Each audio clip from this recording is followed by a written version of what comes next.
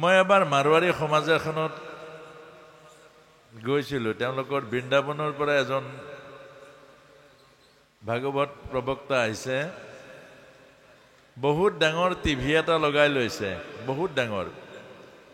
গোটেই কপিল দেৱহূতি সংবাদৰ যিটো কাহিনী, এটা সন্তান গৰ্ভত কেনেকৈ আনিব লাগে, এটা সন্তান গৰ্ভত গ্ৰোথটো কেনেকৈ বিকাশ কৰিব লাগে, সন্তানটোক কেনেকৈ আধ্যাত্মিকতাৰ মাজেৰে লৈ আনিব লাগে, এই গোটেই বস্তুবোৰ এই টিভিৰ হেৰিটোত দেখুৱাইছে, ভাগৱতৰ কপিল প্ৰভুৰ। তেতিয়া মই বহুত কান্দিলোঁ। দেখিলোঁ এটা এটা জাতিৰ কাৰণে একোজন একোজন মানুহে কিমান কষ্ট কৰিছে, আৰু এটা এটা জাতি গঠন বলৱান কৰিবৰ কাৰণে, বিশ্ব জয় কৰিবৰ কাৰণে। আৰু আমিবোৰ অসমীয়া জাতিয়ে সেই ভাগৱতক মাহ প্ৰসাদ, জলপান, কোমল চাউল, দৈ গাখীৰ এইবিলাকৰ মাজতে আবদ্ধ কৰি ৰাখিলোঁ। আজি মাৰোৱাৰী সমাজখন ইমান বলৱান জাতি, বিশ্বৰ ব্যৱসায় গোটেই তেওঁলোকৰ হাতৰ মুঠিত ৰাখিছে। আজি ভাৰতবৰ্ষৰ বা আমাৰ অসমৰো মাৰোৱাৰীসকলক বাদ দি আৰ্থিক চিন্তা কৰিবই নোৱাৰে কোনো। কিন্তু অৰ্থাৎ আমাৰ এই গোটেইবোৰ ধৰ্ম শাস্ত্ৰ এইবোৰ ভিতৰতে আছে, কিন্তু আমি ব্যৱহাৰটো, এতিয়া আমাক কৈছে যে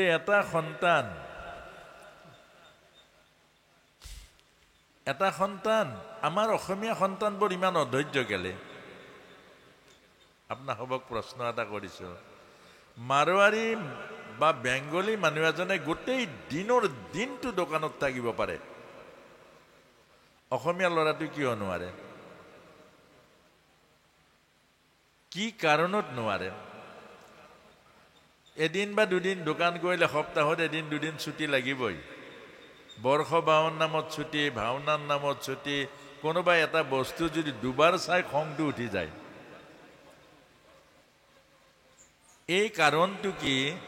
আমাক ভাগৱতে শিকাইছে বা গীতাই শিকাইছে, খুব মনোযোগেৰে শুনিব। আগ্ৰাতি জীৱৰ সন্তান গৰ্ভত স্থিতি কৰে পিতৃ মাতৃয়ে। 12 বজাৰ আগত প্ৰথম ৰাতি জীৱৰ সন্তান আগ্ৰাতি স্থিতি কৰে মাতৃৰ গৰ্ভত। সেইবোৰ সন্তান চঞ্চল হয়, সেইবোৰ সন্তান অস্থিৰ হয়, সেইবোৰ সন্তানে দীঘলীয়া চিন্তা কৰিব নোৱাৰে, সেইবোৰ সন্তানে ধৈৰ্য আৰু দূৰদৰ্শী হ'ব নোৱাৰে। শাস্ত্ৰই কৈছে, যি সন্তান পিতৃ মাতৃয়ে আগ্ৰাতি জন্ম দিয়ে, এই সন্তান চঞ্চল হয়, অস্থিৰ হয়, ধৈৰ্যহীন হয়, বিবেক বুদ্ধিবোৰ দূৰদৰ্শী নহয়। এতিয়া ইয়াক দৰ্শন কি বা ইয়াৰ বিজ্ঞান কি? আগ্ৰাতি মানুহৰ মনবোৰ চঞ্চল হৈ থাকে। দিনৰ দিনটো কাম কৰি বিভিন্ন মানসিক কৰ্মৰ মাজেৰে মাইণ্ডছেটটো আমাৰ আপছেট হৈ থাকে। মনটো, বুদ্ধি, বিবেক এইবোৰ সংযোগ নাথাকে, গতিকে ভাগৰ লাগে। দিনটো মনৰ চঞ্চলতা থাকে, মনৰ অস্থিৰতা থাকে, মনৰ মাজত বিশৃংখলা থাকে। আৰু এক ঘুমুটি মৰাৰ পাছত পিছ ৰাতি মনটো শান্ত হয়, মন স্থিৰ হয়, মন ধৈৰ্য হয়, আৰু মন তেতিয়া শান্ত হয়। তেতিয়াহে এটা সন্তান গৰ্ভত স্থিতি কৰাব লাগে। তেতিয়া সেই সন্তানটো ধৈৰ্যশীল, বিচাৰ বুদ্ধিশীল, দূৰদৰ্শী তেতিয়াহে হয়। কিন্তু মোৰ এনেকুৱা লাগে আমাৰ অসমীয়া সন্তানখিনি চাবচোন, ধৈৰ্য নাই। ভাগৱতত বহিব ধৈৰ্য নাই, সকামলৈ যাব ধৈৰ্য নাই, এভাগ নাম সেৱালে ধৈৰ্য নাই। হেৰা সোনকাল কৰা। আচাৰ্যজন নামত বহিবলৈ গৈছে, তেওঁ যোৱাৰ লগে লগে ক'ব, হেৰা ছুটি কৰিবা দেই। সেইখন আচাৰ্যৰ আসন, শংকৰ গুৰুৰ আসন, সেইজনক কেনেকুৱা ব্যৱহাৰ কৰিব লাগে আমি সেই কথাখিনিও প্ৰায় শিকা নাই। আমাৰ সমস্যাবোৰ বহুত আছে। নামঘৰৰ নামঘৰীয়াজন, ডাঙৰীয়াৰ সখী এইজন, সেই নামঘৰৰ যিজন নামঘৰী আপোনালোকে চাবচোন, যাক ভগৱান বুলি কৈছে সেই ভগৱানৰ লগত প্ৰতিদিন সখী সম্পৰ্ক কৰিছে, প্ৰতিদিন নাম গাইছে, প্ৰতিদিন কথা পাতিছে, প্ৰতিদিন পৰিচৰ্যা কৰিছে, প্ৰতিদিন লগত আছে, আৰু সেই নামঘৰীয়াজনক আমি প্ৰায়বোৰে কিবা ৰাখা মানুহ বুলি ভাবোঁ। এই নামঘৰীয়া চকু নাই নেকি, কি দিছা? অৰ্থাৎ আমাৰ এই কথাবোৰ আমি মনোযোগ দিব লাগিব। আমি ওপৰলৈ যাবলৈ হ'লে ওপৰৰ চিন্তা কৰিব লাগিব, তললৈ যাবলৈ হ'লে তলৰ চিন্তা কৰিব লাগিব, দুটা কথা। সেইকাৰণে আমাৰ আই মাতৃসকলে জানে বহাগৰ 20 তাৰিখে ল'ৰাটো জন্ম পালে, কিন্তু শাস্ত্ৰই কৈছে বহাগৰ 20 তাৰিখলৈকে সি 10 মাহ 10 দিন বয়স পালে। এই কথাখিনি জানিব লাগিব এজন জ্ঞানী পিতৃ মাতৃয়ে। অৰ্থাৎ এই জ্ঞানৰ দ্বাৰা এই কথাখিনি জানিব লাগিব। সন্তান কেতিয়া জন্ম হয়? যিদিনা মাতৃৰ গৰ্ভত স্বামীয়ে বীজ স্থাপন কৰে সেইদিনা জন্ম হয়। আৰু জন্ম যদি গণ্ডগোল হয়, জন্মত যদি কেনা লাগে, জন্মত যদি অনিয়ম হয়, আপুনি বিশ্ব ব্ৰহ্মাণ্ডৰ শক্তিৰে তাক আৰু পৰিৱৰ্তন কৰিব নোৱাৰে আপুনি। ধৃতৰাষ্ট্ৰক জন্মত কেনা লাগিলে ভাল কৰিব নোৱাৰিলে। ধৃতৰাষ্ট্ৰক অম্বিকা মাই জন্ম দিছিলে ব্যাসদেৱৰ নিচিনা পবিত্ৰ বীৰ্যত, কিন্তু অম্বিকা মাই বুজি নাপালে, ব্যাসদেৱক গ্ৰহণ নকৰিলে, ব্যাসদেৱক শ্ৰদ্ধা নকৰিলে, মাত্ৰ শাহুৱেকৰ আজ্ঞা পালন কৰি আধ্যাত্ম শূন্যভাৱে ব্যাসদেৱৰ বীৰ্য শক্তি গৰ্ভত ধাৰণ কৰিলে, আৰু সেই বীৰ্যৰ পৰা জন্ম পালে অন্ধ ধৃতৰাষ্ট্ৰ।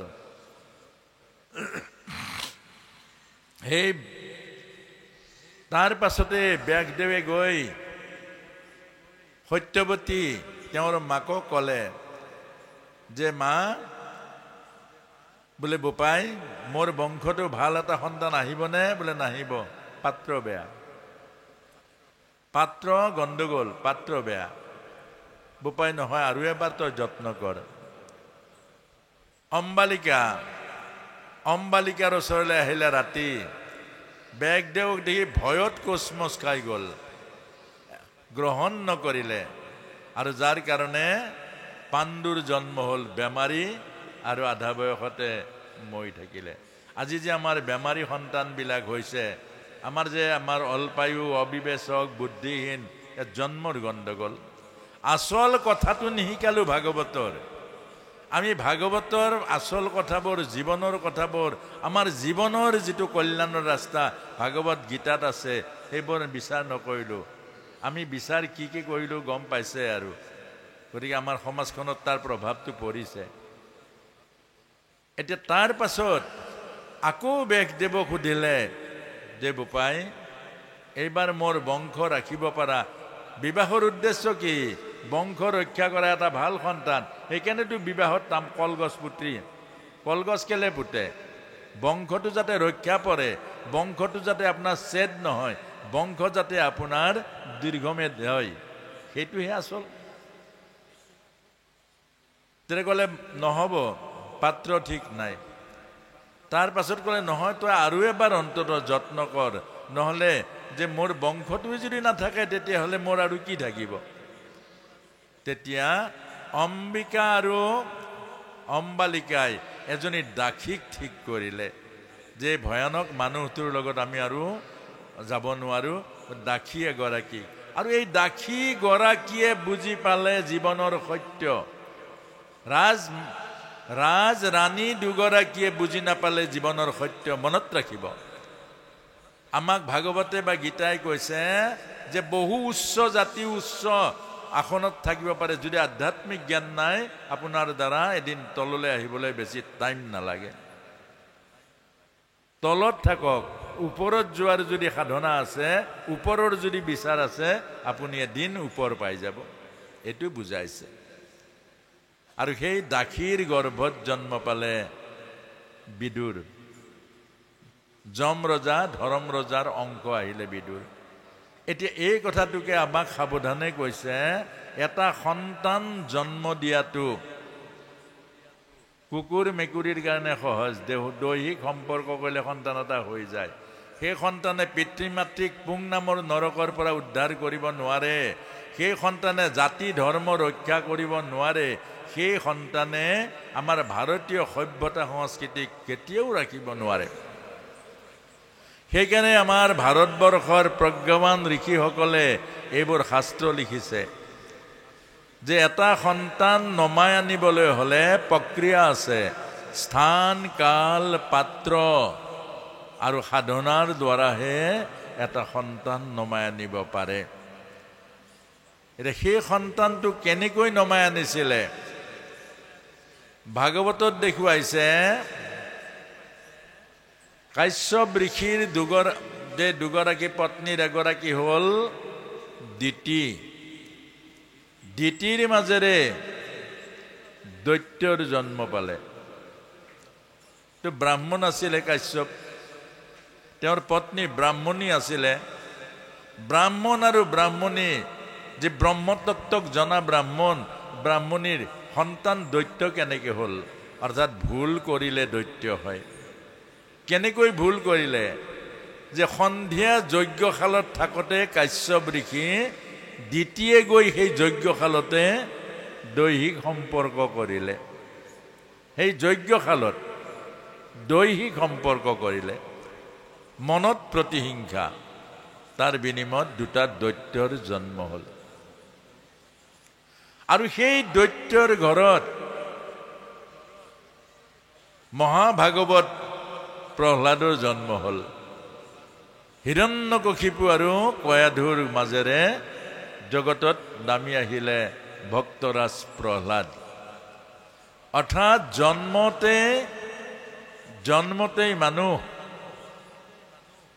জন্মতেই মানুহৰ আচল পৰিচয়টো হয়, জাতিত পৰিচয় নহয়, ধৰ্মত পৰিচয় নহয়, কৰ্মত পৰিচয়।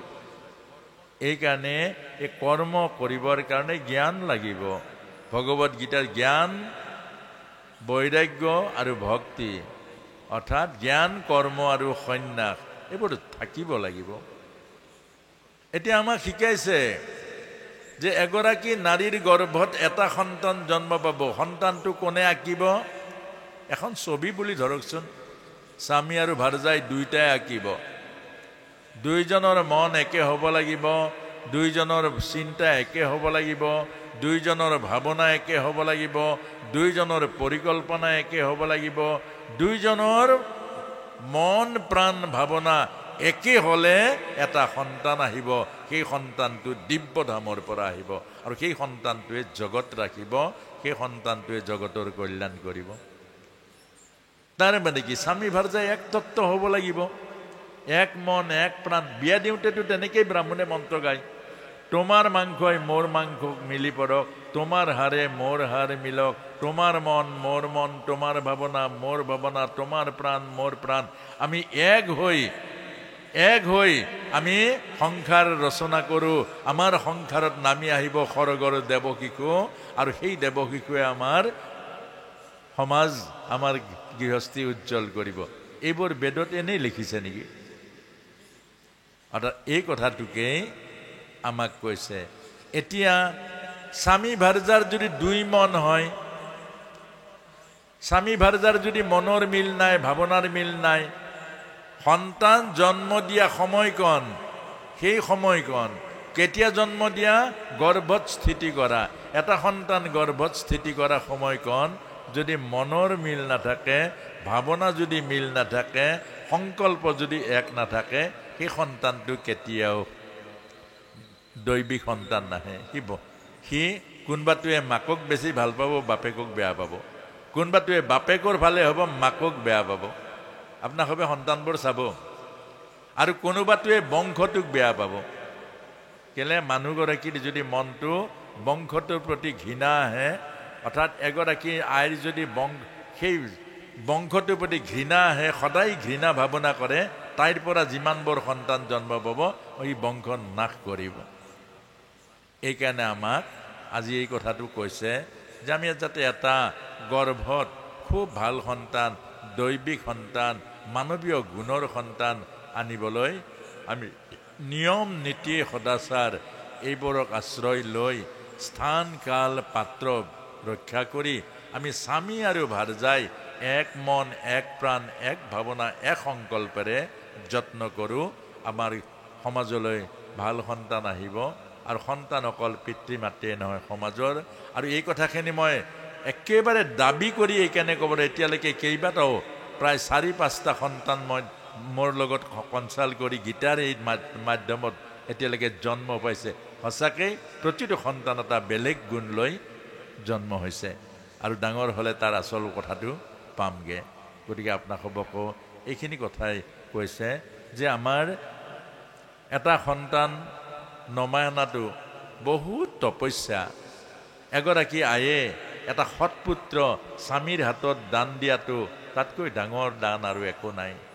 প্ৰিন্সি আৰু সুতপাৰ নিচিনা ৰজাৰাণীয়ে ভগৱান কৃষ্ণক নমাই আনি জগতৰ হাতত তুলি দিলে ভগৱান কৃষ্ণ ঈশ্বৰৰ পূৰ্ণ অৱতাৰ। গতিকে এই সকলো মাক বাপেকে আছিলে, কিন্তু তেওঁলোকে সেই সাধনাৰ দ্বাৰা তপস্যাৰ দ্বাৰা নমাই আনিছে এটা সন্তান।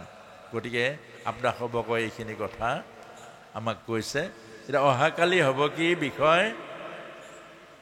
গৰ্ভ সংস্কাৰ। সন্তানে গৰ্ভত 100% শিকে, সংসাৰত 0.2% শিকে। চব কথা পাহৰি যায় সংসাৰৰ কথাবোৰ। গৰ্ভত 100% শিকে।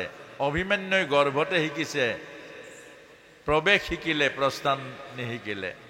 প্ৰহ্লাদে গৰ্ভতে সমস্ত জ্ঞান আৰু তত্ত্ব, ভাগৱতৰ মূল তত্ত্ব শিকিছে। গতিকে গৰ্ভত যদি কুসংস্কাৰ দিয়ে সেই সন্তানক ভাল কৰিব নোৱাৰে, কেতিয়াও নোৱাৰে। এগৰাকী আয়ে যদি গৰ্ভত সন্তানক হিংসা শিকায়, সি প্ৰতিহিংসাৰ জ্বলন্ত অগ্নি হ'ব দুৰ্যোধন। দুৰ্যোধনে মাকে শিকাইছে হিংসা। গতিকে অহাকালি আপোনালোকে সকলো আহিব বুলি আশা ৰাখিছোঁ। অহাকালিও সেই একে সময়তে হ'ব, আৰু অহাকালি আমাৰ শেষৰ কৰ্মশালা হ'ব। অহাকালি আমাৰ আই মাতৃসকলৰ ল'ৰা ছোৱালী আছে নাই? যদি আছে আপোনালোকে যত্ন বা কষ্ট অকণমান কৰিব নেকি বাৰু? এই ল'ৰা ছোৱালীখিনিৰ কৰ্মশালা আছিলে, গতিকে এদিনো নাহিলে। অহাকালি আপোনালোকে আনিব পাৰিব নেকি? আপোনালোকৰ লগত আহিব, আকৌ একেলগে কৰিম, আকৌ একেলগে কৰিম। 3:30 অহাকালি ঠিক 2 বজালৈকে কৰ্মশালা হ'ব। আধা ঘণ্টা সময় যদি ল'ৰা ছোৱালীখিনি আনে আমি এটা কাৰ্যসূচী কৰিম, আৰু সেইকাৰণে ল'ৰা ছোৱালীখিনি যদি আহে তেতিয়াহে কাৰ্যসূচীখন হ'ব, আৰু যদি নাহে তেতিয়া কাৰ্যসূচীটো বাতিল হ'ব। গতিকে আপোনালোকে এটা সুদূৰ প্ৰসাৰী এই অনুষ্ঠানটোই যাতে আমাৰ সমাজৰ বুকুৰ মাজত এটা ভাৱনা জগাই তুলিব পাৰে, সেইকাৰণে এই কথাখিনি কৈছোঁ। আপোনালোকে নিজে চিন্তা কৰি যদি আহিব পাৰে ৰাতি ক'ব। আপোনালোকে ৰাতি আমি যেতিয়া অনুষ্ঠানটো হ'ব, ৰাতি ইয়াতে আমি আপোনালোকে জনাব যে আমি ল'ৰা ছোৱালীখিনি লগত লৈ আহিব পাৰিম, কাৰণ এইটো গৰমৰ বন্ধ আছেতো। যদি লৈ আহিব পাৰে আমি কাৰ্যসূচী এটা নতুন কাৰ্যসূচী কৰিম, আৰু যদি নাহেতো এই কৰ্মশালাৰ মাজেৰে সমাপ্ত হ'ব। আৰু এইখিনিকে কৈ আজিৰ শ্ৰীমদ ভাগৱতৰ এই পৰমন ক্ষেত্ৰ গীতাৰ পবিত্ৰ ক্ষেত্ৰত মাতৃশক্তি জাগৰণৰ 2য় দিনৰ কৰ্মশালা ইয়াতেই আমি বিৰাম দিছোঁ। অহা কালিলৈ পৰিপূৰ্ণ হ'ব কৰ্মশালা, আৰু গতিকে অহাকালি আমাৰ আই মাতৃসকলে ঠিক আজিৰ নিচিনা 12 বজাত আহিব। আৰু আজি আমি এতিয়া শিৱসাগৰ দেখুৱাবলৈ নিব বুলি কৈছেগৈ। আমাৰ শিৱসাগৰৰ ঐতিহ্য যিসকল ৰজা মহাৰাজা যিসকলৰ চিন আছিলে, আমাৰ অসমৰ যিবিলাক নেকি একেবাৰে স্বাভিমানযুক্ত এই চিহ্নসমূহক আমাক দেখুৱাবৰ কাৰণে নিম বুলি কৈছে। গতিকে গাড়ী এখন ডাঙৰ পৰিবহণ আপোনালোককো লৈ যাবলৈ মনটো আছিলে। এতিয়া ডাঙৰ গাড়ী পাবলৈ নাই যে, গতিকে আহি পেলাই ভাল পালে কম আৰু কালিলৈ, আৰু অহাকালে খালী হাতে নাহিব আকৌ কৈছোঁ। কোনোবা এগৰাকী আহি কৈছে ইডলি পিঠা বোলে বহুত ধুনীয়া বনায়, পাহৰি থাকিলোঁ কোনগৰাকী কৈছে, সেইকাৰণে আকৌ মনত পেলাই দিছোঁ। পাহৰি যায়, ইয়াৰ পৰা ঠিকে যায়, পাছত গৈ পাহৰি যায়। গতিকে নাপাহৰিবৰ কাৰণে গতিকে এইখিনিকে কৈ সকলোকে ধন্যবাদ জনাইছোঁ। আৰু আপোনালোকৰ আমি এখন নতুন সমাজ আনিব লাগিব। মনত ৰাখিব, যিখন সমাজত হিংসা, অসূয়া, অপ্ৰীতি নাথাকিব, মা দেউতাক ভগৱান ৰূপে পূজা কৰিব, যিখন সমাজত কোনো বোৱাৰী নিৰ্যাতিত নহ'ব, এনেকুৱা সমাজখন, গতিকে এইখন সমাজ আপোনালোকে কৰিব পাৰিব। গতিকে ওম সৰ্বে ভৱন্তু সুখিনঃ, সৰ্বে সন্তু নিৰাময়ঃ, সৰ্বে ভদ্ৰাণি পশ্যন্তু, মা কচ্চিৎ দুঃখভাগ ভৱেৎ। ওম শান্তি শান্তি শান্তি। অকণমানি সৰুকে কাহিনী এটা কৈছোঁ। এই কাহিনীটো এনেকুৱা,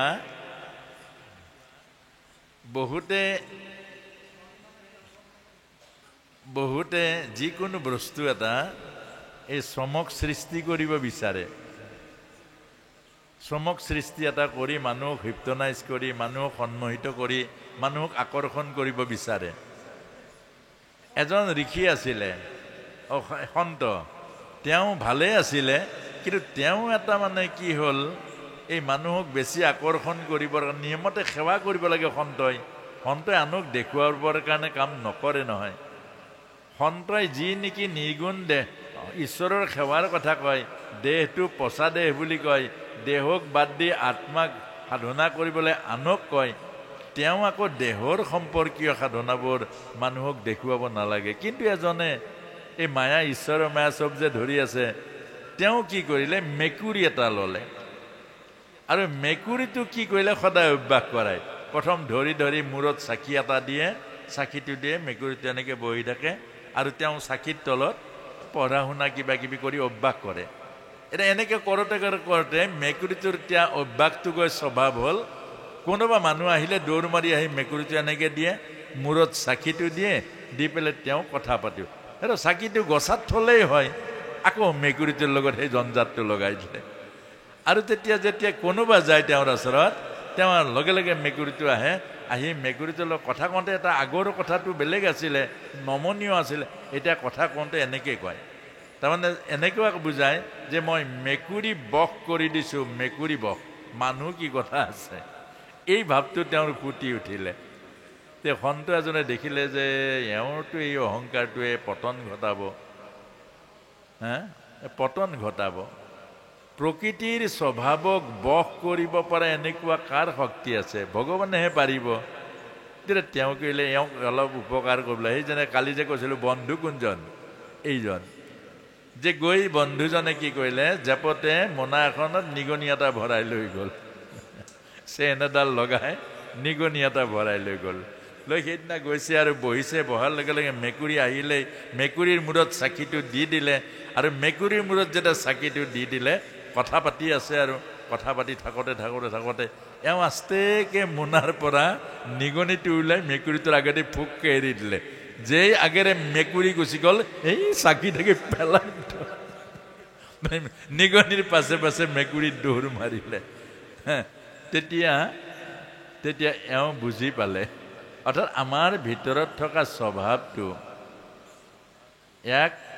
নিৰন্তৰ ভগৱানৰ নাম নল'লে, নিৰন্তৰ সৎসংগত নাথাকিলে আমাৰ স্বভাৱটো কোন মুহূৰ্তত ওলাই যায় আপুনি মই গম নাপাওঁ। সেইকাৰণে আমাৰ প্ৰত্যেক স্বভাৱবোৰ আমি ভগৱানৰ নাম আৰু সৎসংগৰ দ্বাৰাহে নিয়ন্ত্ৰণ কৰিব লাগিব। আনক দেখুৱাবৰ কাৰণে যদি, আনৰ পৰা প্ৰশংসা পাবৰ কাৰণে যদি, আনৰ পৰা মান সন্মানৰ কাৰণে যদি এইবোৰ আমি আচৰণ কৰোঁ, এদিন আমি ধৰা পৰিম। আৰু সেইদিনা আমাক ইয়াততো সংসাৰৰ কথা বেলেগে কলংক আচল জাগাত ধৰিব, আচল জাগাত ধৰিব।